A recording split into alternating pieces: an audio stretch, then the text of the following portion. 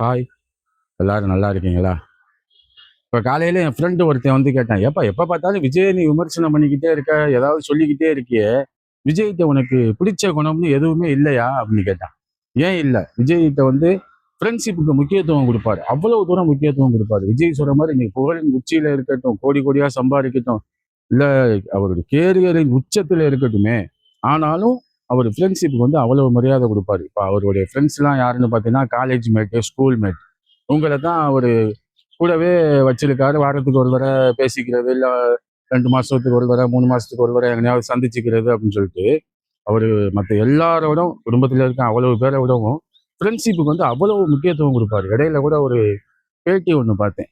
விஜயோட ஃப்ரெண்ட் வந்து விஜய வந்து வந்தாரு, போனாரு அப்படின்னு சபை நாகரிகம் கருதி சொல்ல, உடனே விஜய் இங்க இருந்து, "டேய் வந்தான் போனானே சொல்டா, என்னைய என்ன வந்தாரு, போனாருன்னு சொல்லிட்ட. இதுதான் எனக்கு வந்து ரொம்ப பயமா இருக்கு.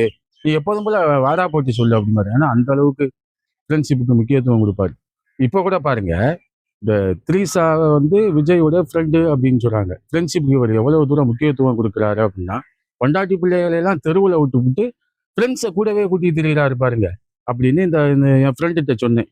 அவன் இப்படி ஒரு மாதிரி என்னைய பார்த்துட்டு போயிட்டான். நீங்களே சொல்லுங்களேன், ஃப்ரெண்ட்ஷிப்புக்கு அவரு எவ்வளவு தூரம் முக்கியத்துவம் குடுக்குறாருன்னு இதுலேருந்து விளங்குதா இல்லையா? த்ரிஷா விஷயத்திலேருந்து. இதைத்தான் சொல்லணும்னு நினைச்சேன், சொல்லிட்டேன்.